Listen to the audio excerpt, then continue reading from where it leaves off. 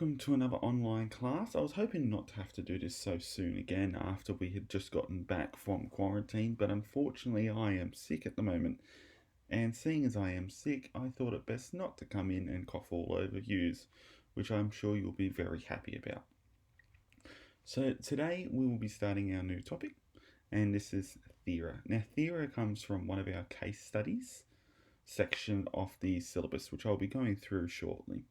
Okay, but as of now, we are finished Egypt. Mrs. Sullivan should have finished it off with you yesterday. If not, then we might go over a couple more different things, but we are starting a new topic today. So, let's start off first. Okay, now, as we're saying, we're doing Thera, and this comes from the Investigating Ancient History section of our syllabus, and it comes from the section of case studies. Okay, now we have a list B and a list A of case studies. List A is Egypt, Greece, Rome, and Celtic Europe.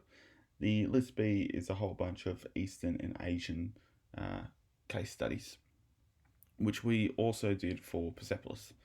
Now we're going to go on to case study A at the moment, which is Thera, which comes from the European side or the Western side. So what we're looking at here is this is the syllabus page for the topic that we're about to start now, so Thera. Okay. Now, as I've said a couple of times, these syllabus pages are super duper important for your understanding of what the actual topic is, because every one of these dot points is something that you can be examined on, and it's very important for you to understand that, because you could be asked a question about any one of these.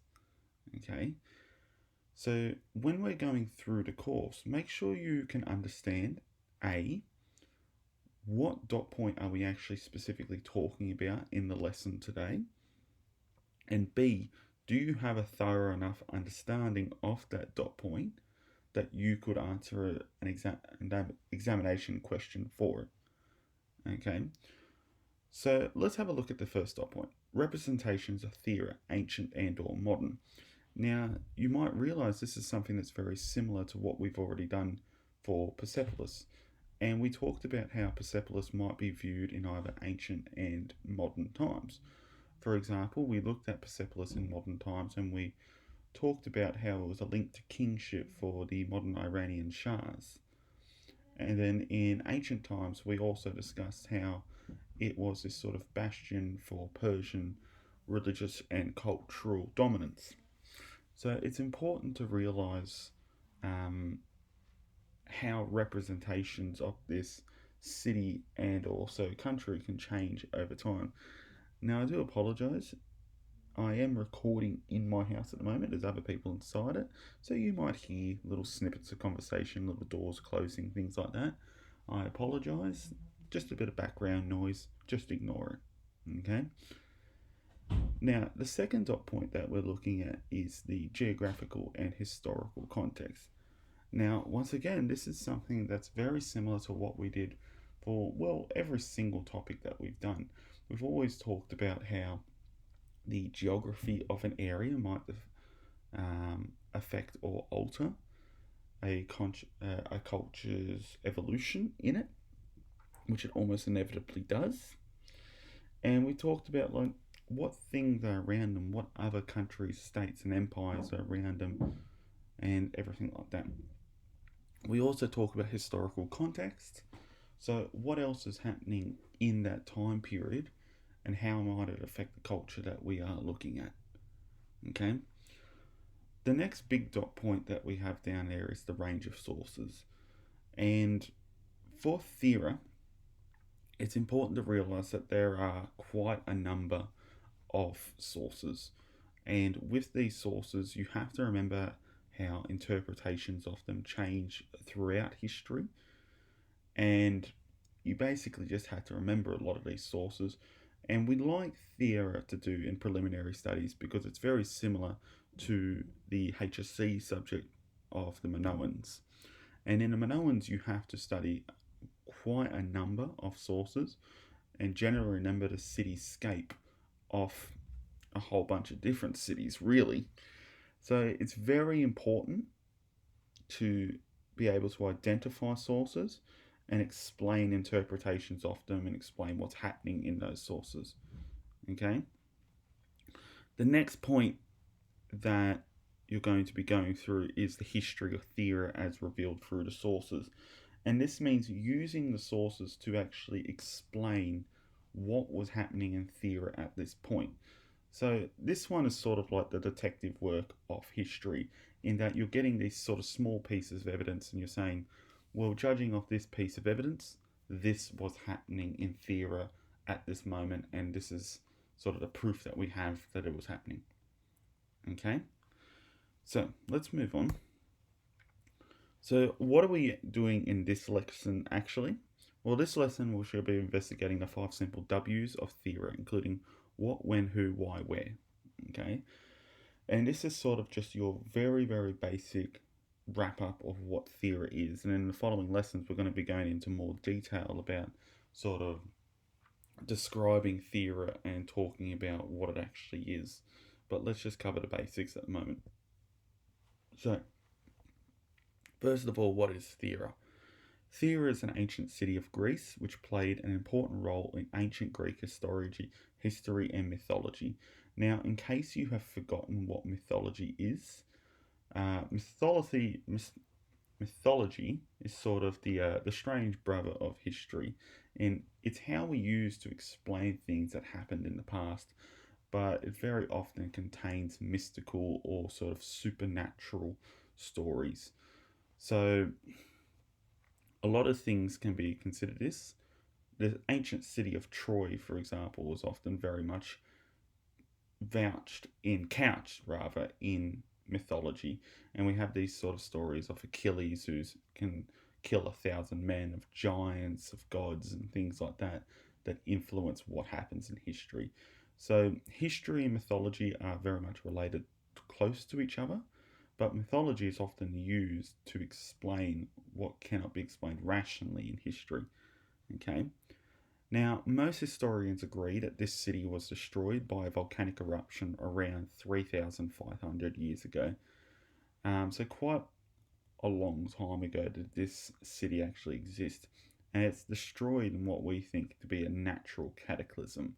The volcano erupted and it quite literally took the city with it. And we're going to go very much into depth about that natural disaster and how did it kill an entire city. So the next one that we're looking at is, where is Thera? Okay, now the city of ancient Thera is located on the Greek island of Santorini, amidst the island group of the Cyclades. City amongst the Cyclades, it of course resides in the Aegean Sea as well.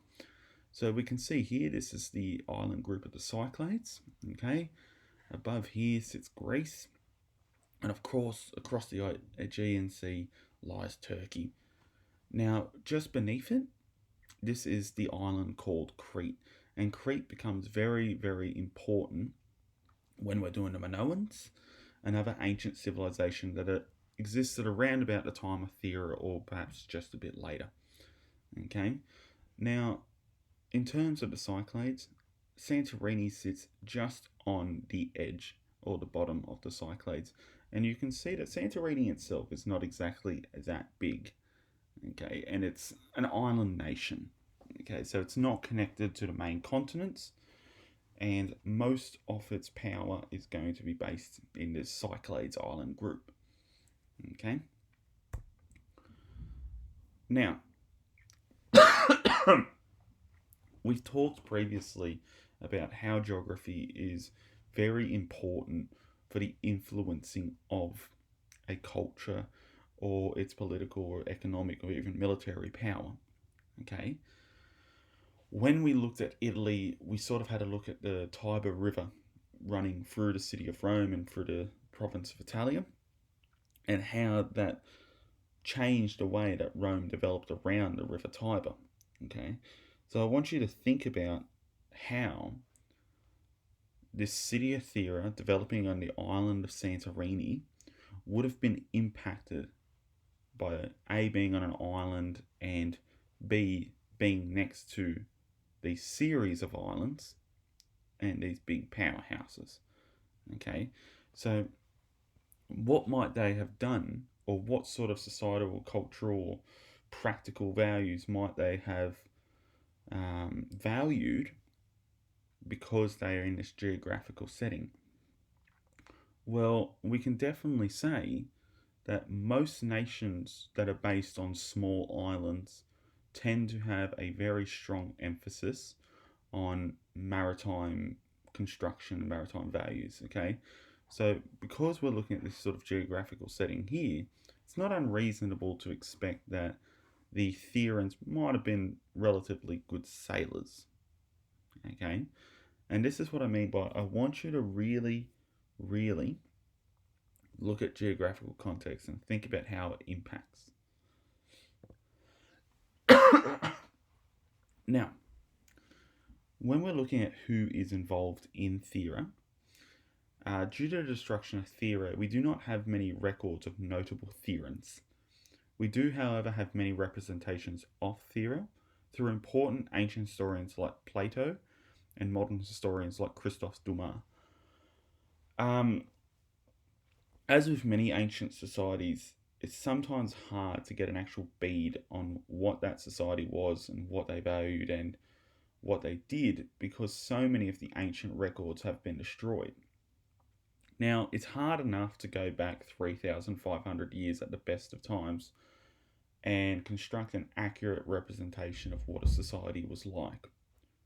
It's even harder when that society has been utterly destroyed by natural cataclysms such as the volcano that destroyed the Thera.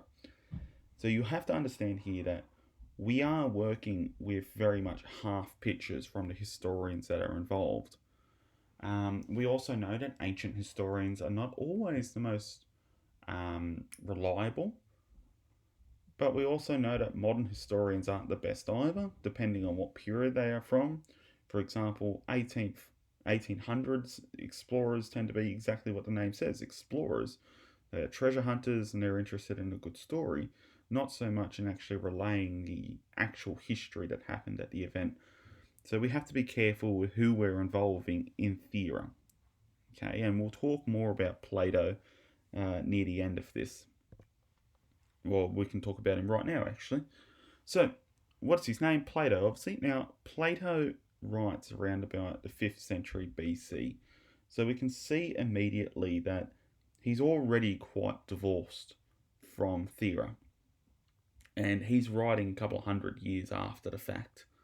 Okay, so even though Plato is an ancient historian and he lives over 2,400 years ago, he's still writing from a time period which is very long divorced from the Therans. Okay, and he's relying on a lot of different secondary sources. And this relates back to what I was saying before, where just because a source is ancient doesn't mean that they have all the facts in front of them either. They could be ancient, but they could be writing about a more ancient source than they are. Okay, so keep that in mind.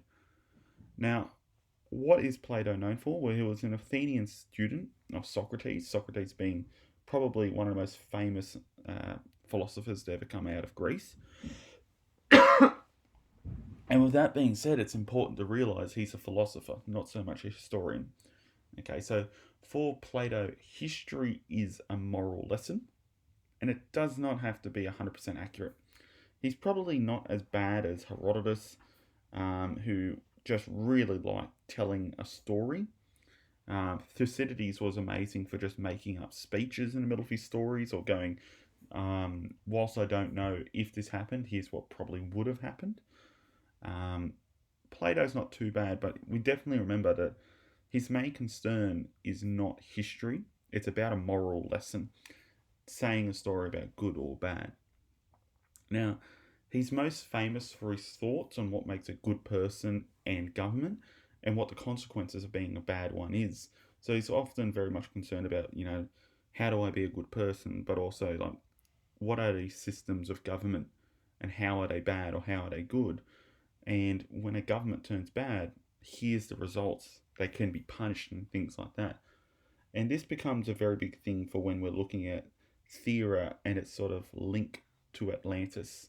Okay, because for Plato, the way he views the Atlantean government or Theran government can very much determine why things happened as they did. So when we're looking at this, it's when is Thera? Okay. Now, at 3000 BC, we have settlement on early Thera. Okay, early Cycladic culture. So 5,000 years ago, the city of Thera is founded. Okay. Now, 2000 BC, we have Minoan civilization and the first palaces there. Okay. And as I was saying, the Minoan civilization is very closely connected with that of Thera. Okay. Around about 620 or 1500 BC, we have the eruption of Thera. Okay, where the big volcano goes off and the Theran civilization as we know it pretty much ceases to exist. Around 1450 BC, we have the destruction of Knossos, which was the Minoan center of power in the island south of Santorini, which was Crete. Okay, it was the collapse of Minoan power, and then Mycenaeans occupied Knossos. So the Minoans and the Therans are very closely interlinked, but it also goes to show you that when the volcano that erupted near Thera went off, it was big enough to affect all the islands around it as well. Okay, but keep in mind, this is the sort of time period that we're looking at. We're looking at between 3000 BC to 1500 BC. So we're looking at a 1500 year time gap. Okay, and it's a very long time gap to look at and think about how much our own civilization has changed in the past 100 years. We're going to be looking at how civilization might have changed in 1500 years. So lots of different changes there. Now, the question of why are we doing Thera, okay, is although Thera has captivated historians for many years, we still simply are missing massive chunks of its historians or histories, okay? Much of its writing remains indecipherable to us. We still haven't figured out how to actually read it, a good chunk of it that is. Its place in the ancient world remains ambiguous. We're not exactly sure how it dealt with the other inhabitants of the ancient world, and the way it was represented in ancient and modern world often borders on mystic. Okay, we look at Thera with this sort of mythological and religious viewpoints, and it's very confusing. So let's have a look at this idea of Thera as Atlantis, and we're going to continue on with this next lesson. Okay, now our main idea of Thera being Atlantis comes from the historian of Plato. Okay, and he's born in 5th century BC. Now, by 410 BC, he became a student of Socrates, and by 386, Plato established his own school. He taught by using dialogues, quite often conversations between himself and his mentor. Okay, and this is important because Plato isn't basically sitting by and writing a book about a history of an event. They are having discussions about why the universe works like this, why people are good, why people are bad, and so forth. Okay, and it's a recollection of conversations. And if you've ever had a conversation with someone, you know that they're not the most accurate things and that they go to and from. Okay, so think about this when you're looking at this conversation that starts this idea of Atlantis. So, the dialogues that we're really looking at here is Plato's Timaeus and Plato's Critias. Okay, and these are conversations that he had with his own students and with his own mentor. Okay, and in these conversations, we have this idea of Atlantis being discussed. Now, Plato wrote these two dialogues between 359 and his death in 347, and they were supposed to be part of a set of 3 books dealing with ethics and morals. Note that he didn't actually finish these dialogues, these books, okay? And I want you to also think about, once again, I'm really hammering this one home. The books are dealing with ethics and morals, not with history. What's right, what's wrong, okay? In Timaeus, Plato creates a scenario where Socrates is teaching, and he refers to the previous day's discussion about a utopian society. Now, utopian, in case you have forgotten, is a perfect or an ideal society. Okay? We often say that utopian society is not something that you can actually achieve. It's always the dream, but being a dream, it's never going to be reality. Now, as the day's lesson unfolds, Socrates gives the assignment to tell a story of the great city of Athens, engaged in a massive war, and describes how a utopian society would fight such a war. Okay, so at the time of this dialogue, Athens is at war, okay, I believe with Sparta, and Athens basically goes to his students, well, we're at a war at the moment. We're always trying to become a utopian, a perfect society.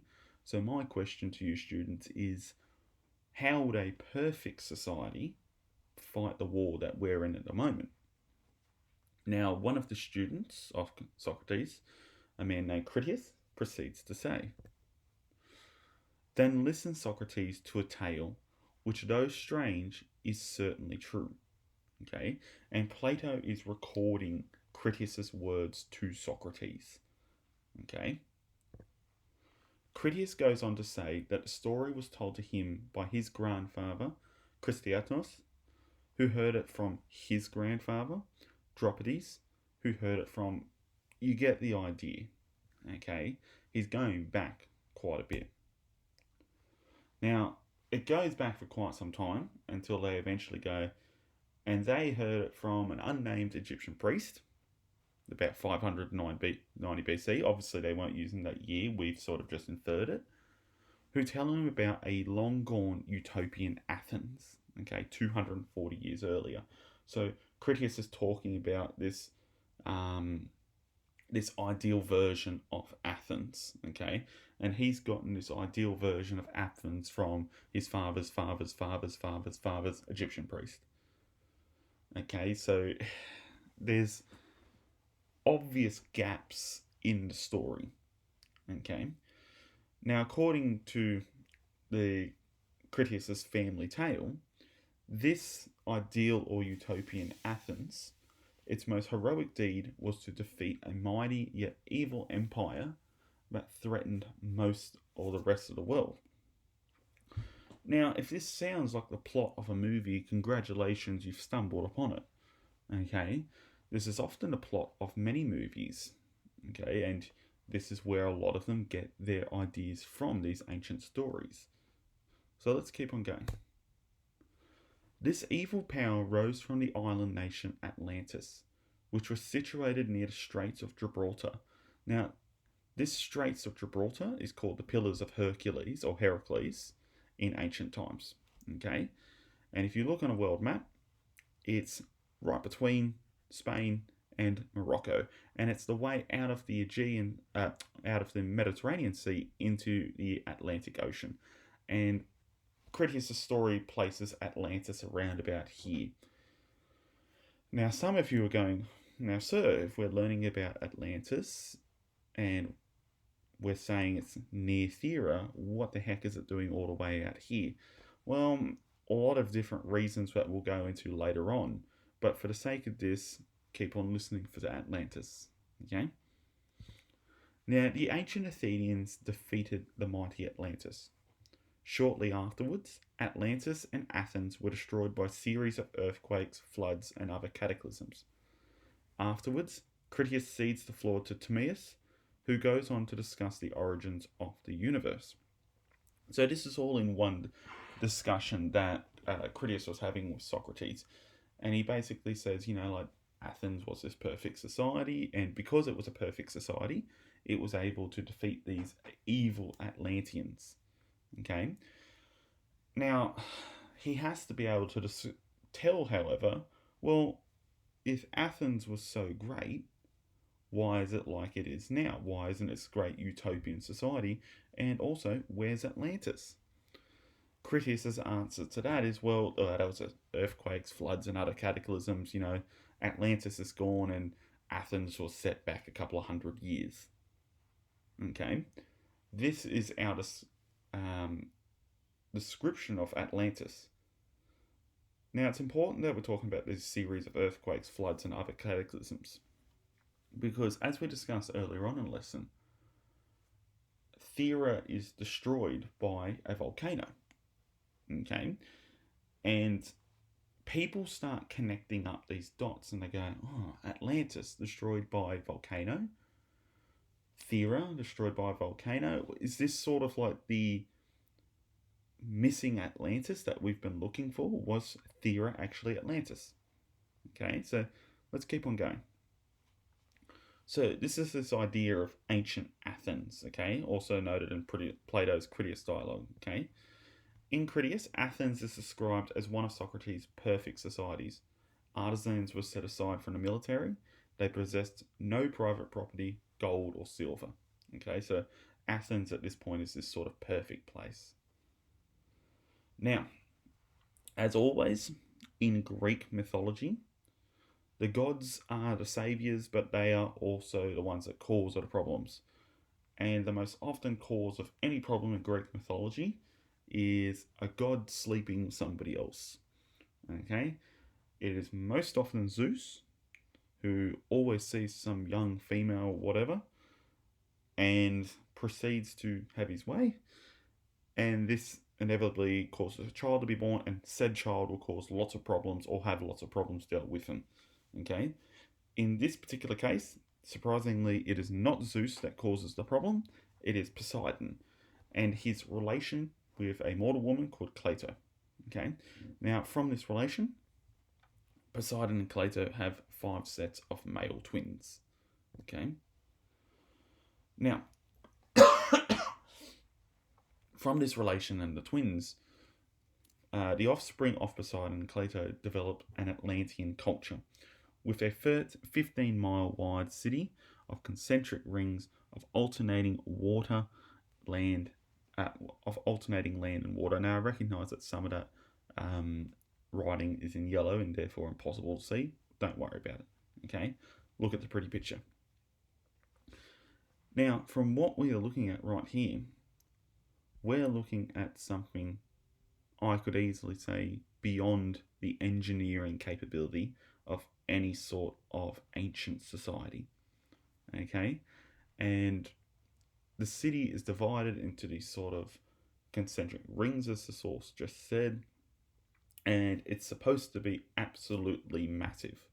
Okay, and this is where we start getting the idea of Atlantis being this technologically marvelous civilization that's hundreds, if not thousands of years ahead of the other people in the ancient world.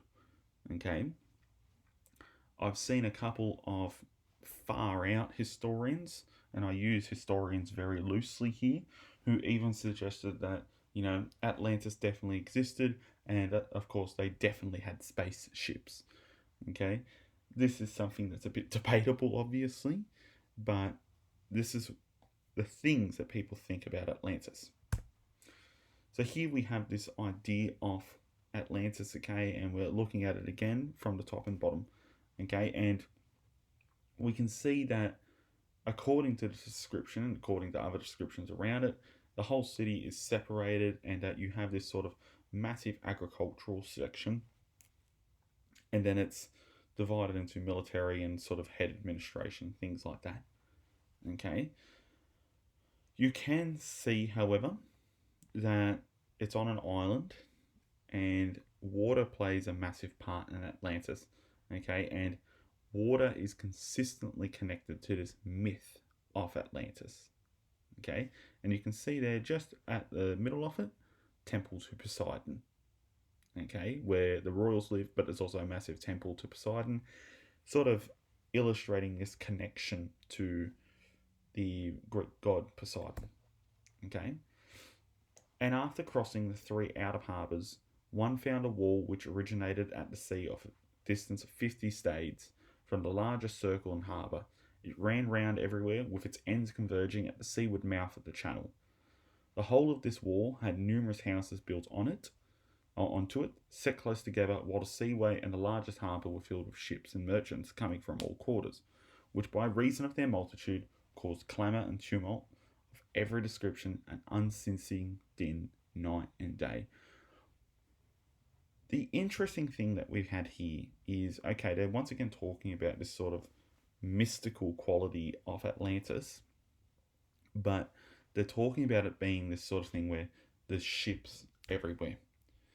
And if there's ships everywhere, it suggests that it's a trade hub, that all these other ancient nations supposedly would be trading with it. Okay? And we're going to look at, well, if they're trading with it, surely these other ancient cultures must have this idea of Atlantis with them. Okay? It supposedly had a navy of 1,200 ships, which just would be fantastic back in the ancient days. Now, what happened with the actual culture and people of Atlantis? Okay, now, after a while, the divine elements of Atlantis were diluted, because we know that they are, of course, born from the god Poseidon and the mortal woman Cleito, okay, were diluted. So eventually they became more and more human. And the human portion became dominant, greedy, and depraved. Okay, so it's that sort of classical story of they started off really, really nice and good, but eventually their children and their children's children, their children's children became more and more sick and ugly, philosophically and morally, and they sort of just became these very evil people. Okay.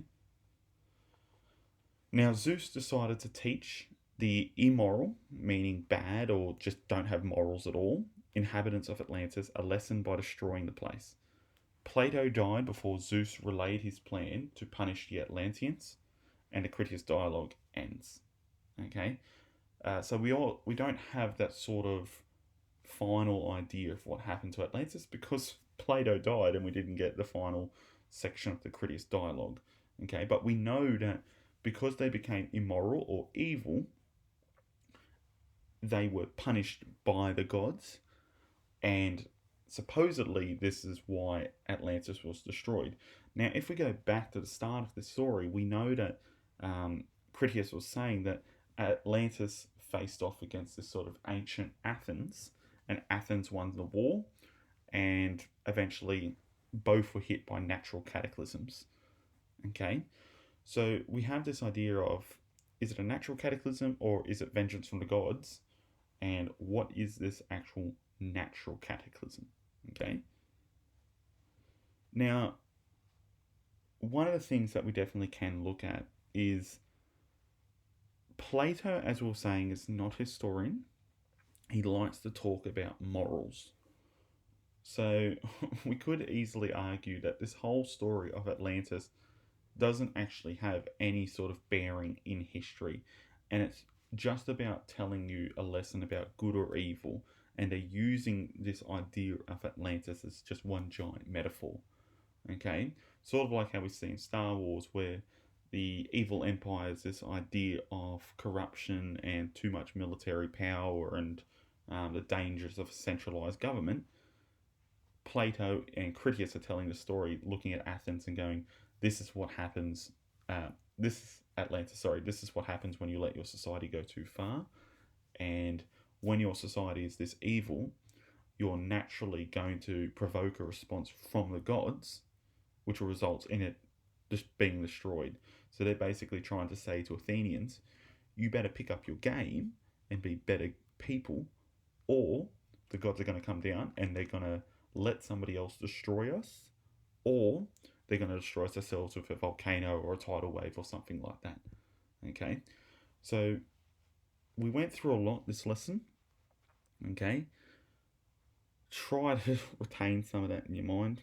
Okay, and just think about this idea of, where is Thera, what is it, okay, and how does it have this link to Atlantis? And we're going to explore that more in the next lesson.